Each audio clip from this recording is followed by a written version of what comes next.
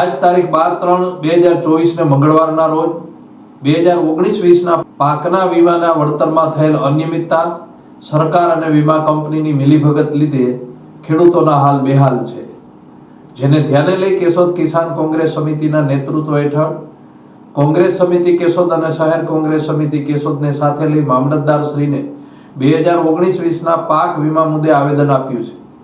આવેદનમાં 13 જેટલા પ્રશ્નો મામલતદાર સાહેબ શ્રી સમક્ષ મૂકેલા છે, કારણ કે દોઢેક મહિના પહેલા કેશોદ તાલુકાના અલગ અલગ ગામોના ખેડૂતોને એગ્રીકલ્ચર ઇન્સ્યોરન્સ કંપની એઆઈસી પાક વીમા કંપની તરફથી ખેડૂતોના મોબાઈલ પર સંદેશો આવ્યા હતા. કેટલાક ખેડૂતોને માત્ર સંદેશ આવ્યા હતા, કેટલાક ખેડૂતોને સંદેશ સાથે ખાતામાં રૂપિયા પણ જમા થયા હતા, જ્યારે કેટલાક ખેડૂતોને કંપની તરફથી માત્ર સંદેશ જ આવ્યા હતા અને એમના ખાતામાં રૂપિયા જમા થયા ન હતા. અને કેટલાક ખેડૂતોને કંપની તરફથી સંદેશ નથી આવ્યા, પણ બેંકના ખાતામાં રૂપિયા જમા થતા જેનો બેંક તરફથી સંદેશ આવ્યો હતો. આ પરથી 2019-20ના ખરીફ પાક વીમાના રૂપિયા ખેડૂતોને જમા થાય છે એ સમજાય છે, પરંતુ આશ્ચર્યજનક બાબત એ છે કે આ પાક વીમાની રકમ હોય તો જે તે પાક માટે જે તાલુકા એકમ હોય તે તાલુકાના તમામ ગામોના વીમા ધારક ખેડૂતોને એક સરખો પાક વીમો મળવો જોઈએ, અથવા જે પાક માટે જે ગામ એકમ હોય તે ગામના ખેડૂતોને એક સરખો પાક વીમો મળવો જોઈએ. અત્યારે જે પાક વીમો જમા થયો છે તે કોઈ પાક કોઈ એકમને ધ્યાનમાં લઈને આપવામાં આવ્યો હોય તેવી સ્પષ્ટતા થતી નથી, કેમ કે એક જ ગામમાં એક જ પાકમાં એક જ સરખા વાવેતર વિસ્તારના વીમા ધારક ખેડૂતોને એક સરખી પાક વીમાની રકમ જમા થઈ નથી. માટે તાલુકાના ખેડૂતો અસમંજસમાં મુકાયા છે. ત્યારે આ બાબતે ખેડૂતોને મૂંઝવતા કેટલાક સવાલો મામલતદાર શ્રી સમક્ષ મૂકેલા છે.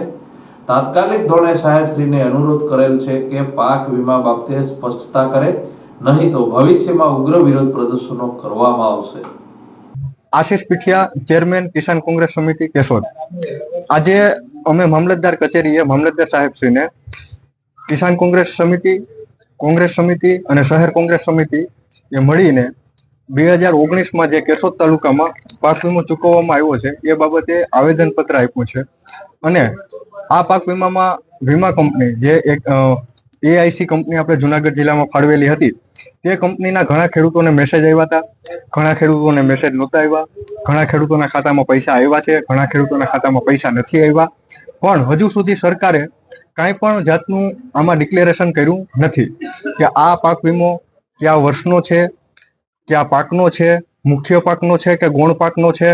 અને જેથી કરી અને કેશોદ તાલુકાના 70%થી વધારે ખેડૂતો હજુ સુધી પાક વીમાથી વંચિત છે.